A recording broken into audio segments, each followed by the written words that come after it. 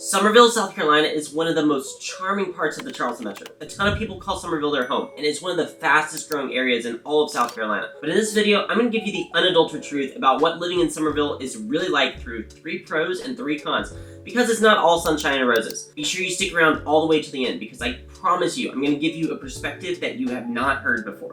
What is up, y'all? It's Sean, your Charleston realtor. I would say a good 1/3 of my clients have bought a home in Summerville in the past year. It's a fantastic area, but it's a little confusing. When you Google Summerville, South Carolina, you're gonna see a small little town with very constrained city limits. However, there are hundreds and hundreds of square miles of unincorporated Dorchester and Berkeley counties that have Summerville addresses. Neighborhoods like Nexton, Cane Bay, and Summers Corner all have Summerville addresses, but are not actually in the town of Summerville. It's all very confusing. But for the sake of this video, when I say Summerville, I mean the unincorporated areas that have Summerville addresses. And if you want more information about Summerville, definitely feel free to contact me. My info is in the description below. So first, let's talk about pro number 1. That is amazing neighborhoods and low home prices. You truly get a lot of bang for your buck out here in Summerville. I would argue it's probably the best bang for your buck in all of Charleston. There are plentiful new construction neighborhoods where home prices are far less than the median Charleston price point. These neighborhoods were thoughtfully designed and planned to modern standards. You'll have sidewalks and parks and open areas and pools and clubhouses. The homes themselves are designed to modern building standards and modern design trends. It's not uncommon to find sprawling 3,000 square foot homes in Summerville in the 400s, and many neighborhoods are in the 300s. As of December 2023, the average sales price in Greater Summerville is $402,000 according to our local MLS data. You'll find that many newer construction homes will be in the low to mid 300s, with some older neighborhoods even in the 200s. You'll find Cane Bay Plantation in Summerville, which is the top selling neighborhood in the United States that isn't in the state of Florida. Cane Bay is truly massive, and they're calling for 10,000 homes to be developed here. Prices will range anywhere from the 300s to the 500s for the most part. Nexton is another gorgeous neighborhood with price points from the 300s all the way up to the upper 800s and beyond. The reason why I bring up Nexton and Cane Bay is that they are arguably the top 2 largest communities in the entire Charleston area, much less Summerville.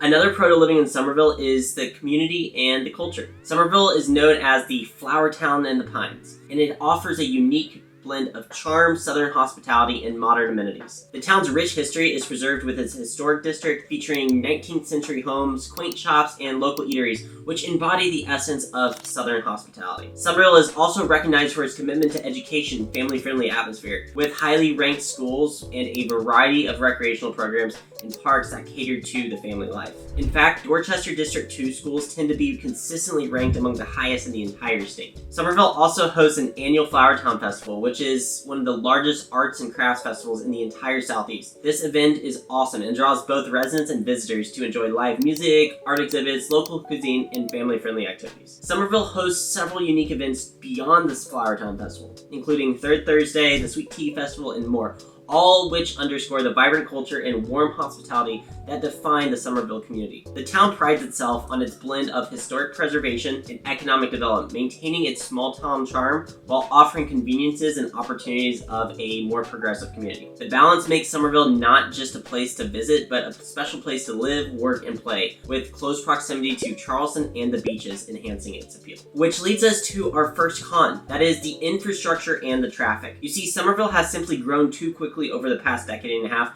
and infrastructure just hasn't kept up. Tens of thousands of people have poured into the area over the past few years, mostly in the unincorporated Dorchester and Berkeley counties, but also the city itself. You might be wondering, if we have so many new residents, surely more tax dollars are coming in to pay for infrastructure projects. And you'd be partially correct, but not all the way. You see, South Carolina has some of the lowest property taxes in the entire country for primary homeowners. Sure, the city also makes money from sales tax and from state income tax, but it's still not enough to cover the huge infrastructure projects that need to be done. And because of the serious implications that added infrastructure has to the floodplains, getting the green light for new projects often takes a very long time. But traffic isn't always bad. In fact, many areas have perfectly normal traffic patterns. Also, a myriad of back roads gives commuters options when they're planning their trip to and from work. Traffic patterns in Summerville are actually probably better than some areas of the Charleston metro, like Mount Pleasant or West Ashland. So another con of Summerville is actually pretty real, but it might not be a significant issue for some people. Keep in mind that this is my opinion, but I will back it up with data. That is, I believe that home appreciation in Summerville will not be as substantial as other areas of the Charleston Metro in the coming decades.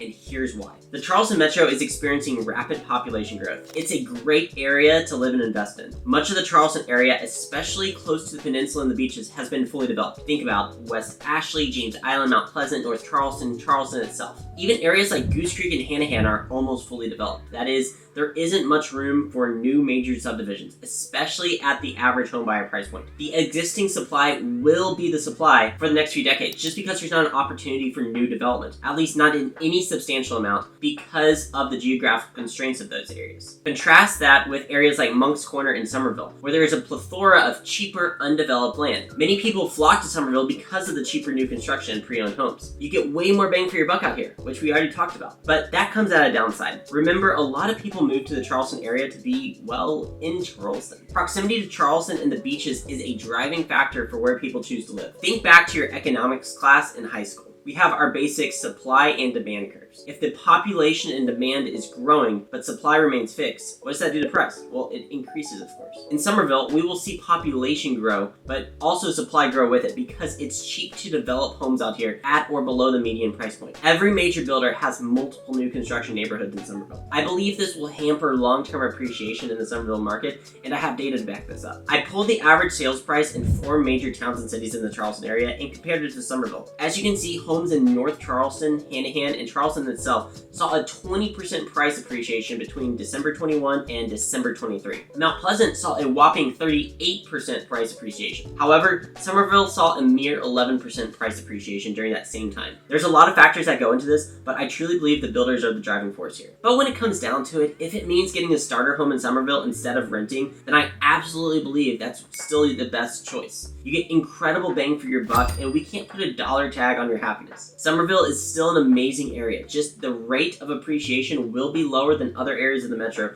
because there are no geographical constraints to expansion. Now, the last con I want to talk about is how far Summerville is from the beaches and downtown Charleston. If you want to visit historic Charleston, depending on where you live in Summerville, it could be anywhere from a 45 to a 75-minute drive, traffic dependent. Outside of the bustling Nexton and Azalea Square, you're not going to find as many options for shopping as you would elsewhere in Charleston. Major malls and outlets can be found in North Charleston and West Ashley. The nearest Costco is either Mount Pleasant or West Ashley. Moreover, Charleston is known for its rich history, vibrant art scene, and an array of dining and entertainment options. While Summerville has its own local charm and attractions, those seeking the full breadth of urban experiences available in Charleston might find the distance a significant inconvenience. Additionally, the appeal of South Carolina's coast lies in its serene beaches, which are a major draw for both residents and tourists. The distance from Summerville to these coastal areas means that spontaneous beach trips become less feasible, requiring more planning and time allocation. For beach enthusiasts or families who are looking to enjoy seaside activities regularly,